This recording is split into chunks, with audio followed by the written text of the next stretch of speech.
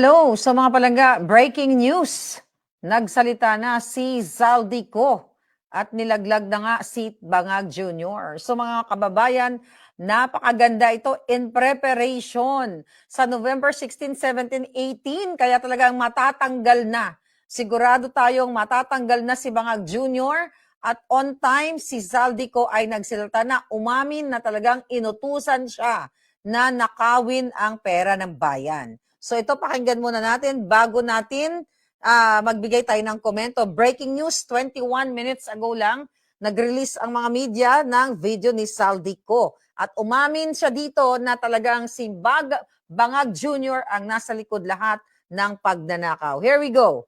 Nila Pangulong Bongbong Marcos, Speaker, ang nag-deliver papunta sa bahay nila Pangulong Bongbong Marcos, Speaker Martin Romualdez, mag-insert o magpasok ng 100 billion worth of projects sa BICAM. Sana po ay hindi nila ako mapatay bago ko mailabas ang lahat. Ginawa ko lang ang utos sa akin, pero ngayon, handa na akong harapin ang lahat. Ginagamit ng administrasyon ang buong resources ng bansa para tumahimik ako. That he will shoot me if I will talk. Gagamitin ako bilang panakipbutas sa kanilang kampanya laban sa korupsyon. Hindi na ako mananahimik, ilalabas ko ang lahat ng katotohanan. May resibo, may ebidensya, at may pangalan. Para sa bawat Pilipino, alam ko na buo ang galit ninyo sa akin ngayon. Nauunawaan ko rin kung bakit. Lalo na at malaki ang halagang nakataya. Pero bago kayo humusga, hayaan ninyong ipaliwanag ko ang buong katotohanan. Matagal akong hindi nagsalita dahil may direktang utos sa akin. Huwag nang bumalik ng Pilipinas at manahimik na lamang. Umalis ako noong July 19, 2025 para sa aking medical check-up. Nakaplanong bumalik pagkatapos ng SONA ni Pangulo. Pero habang papauwi na ako, tinawagan ako ni dating Speaker Martin Romualdez at sinabihan, "Stay out of the country. You will be well taken care of as instructed by the President." Noon naniniwala pa ako sa kanila, kaya't hindi ako bumalik. Tumikom ang aking bibig, sumunod ako, pero ang hindi ko alam, ang ibig pala nilang sabihin sa aalagaan ka namin ay gagamitin ako bilang panakipbutas sa kanilang kampanya laban sa korupsyon. Ginawa nila akong poster boy ng kanilang sariling kasinungalingan. Ngayon, hindi na ako mananahimik, ilalabas ko ang lahat ng katotohanan. May resibo, may ebidensya, at may pangalan. Nagsimula ito nung tumawag si Sekmina Pangandaman sa akin nung nag-umpisa ang BICAM process last year, 2024. Ang sabi niya, katatapos lang ng meeting nila ni Pangulo at may instructions na mag-insert o magpasok ng 100 billion worth of projects sa BICAM. At sinabi pa ni Sekmina, you can confirm with Yusek Adrian Bersamin dahil magkasama sila sa meeting ni Pangulong BBM noong araw na yon. Tinawagan ko po agad si Yusek Adrian Bersamin at tinanong ko kung may instruction nga ba ang Pangulo na magpasok ng 100 billion during their meeting. Ang sabi niya ay totoo nga po. Right after our conversation, tinawagan ko po si dating Speaker Martin Romualdez at nireport ko ang instructions ng Presidente to insert the 100 billion projects. At sinabi niya sa akin, what the President wants, he gets.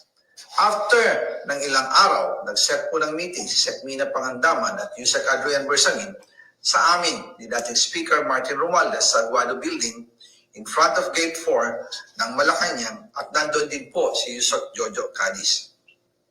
During the meeting, binigay po ni Yusek Adrian Bersamin ang listahan na worth 100 billion. Tinanong ko po si Yusek Adrian kung saan galing ang listahan. Ang sagot niya, galing kay PBBM mismo at binigay niya ito mula sa brown leather bag. Nung sinabi po ni Yusek Adrian Bersamin, yung brown leather bag Naalala ko noong nasa Singapore kami, right after the elections, May 2022, sa Hilton Hotel, kami ni dating Speaker Martin and PBBM, habang pauwi at pabalik ng Pilipinas, hinabol ng PSG ang brown leather bag at ang sabi ni PBBM, maiwan na lahat, wag lang ang brown leather bag. Kaya naniwala ako na utos talaga ito ng Pangulo.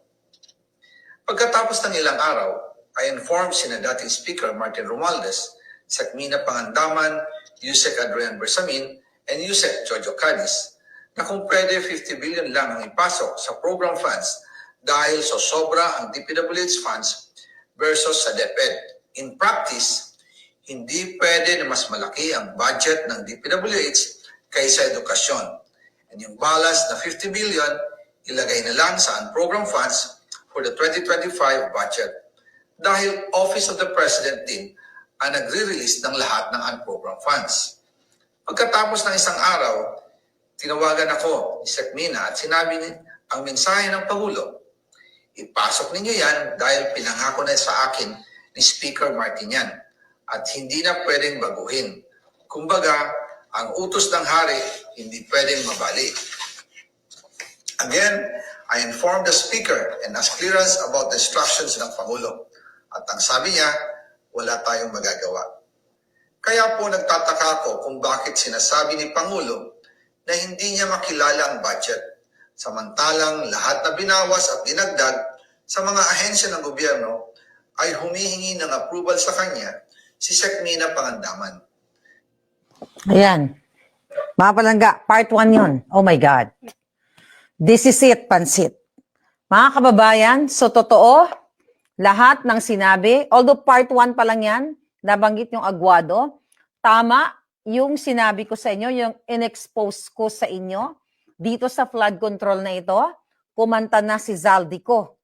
2023 ko pa sinabi ito. Ito yung reason kung bakit kinasuhan ako ni Zaldico. Dahil sinabi ko na may mga perang delivery sa Forbes Park. Naalala nyo? Pumayat siya. Tama nga. Sabi kayo na pumayat siya sa kaisip siguro. Napakaganda ng ginawa mo, Zaldico. Pero syempre, hindi ka ligtas. Dahil hindi pwedeng sumunod, inutusan kang magnanakaw ka, na magnakaw ka ng ganito, mag-insert kayo, hindi ka pwedeng makawala dito. Pero maganda na rin. Dahil maganda ang ginawa mo kahit papaano. 'Di ba? Kung ang kasalanan mo sa taong bayan na galit sa'yo, 1 milyon, nabawasan ng 1/2 milyon. Kasi ibinuking mo na kung ano ang totoo. Pero kasama ka pa rin dito sa isyong ito. Tama si Inday Sara na ang umahawak ng budget sa Congress ay 2 tao lang. Ikaw, si Tambaloslos, dahil nga sa utos ng sindikatong gobyernong ito at kasama yung buwaka ng inang DBM na si Pangandaman na yan. Nakita nyo mga kababayan? Nakita nyo, 2023 pa natin ito. Binanggit sa inyo ang patungkol sa pagnanakaw ng bangag administrasyon. And now, this is it. Matatanggal na natin ang Marcos gobyernong ito. Kaya November 16, 17, 18, panahon na ito ang pinakamatibay na testimonya ni Zaldico na makapagpapatunay na nagsabwatan sila para nakawin ang pera ng bayan. Kasama yang si Pangandaman na yan, lahat sila. Itodo mo na, Zaldico.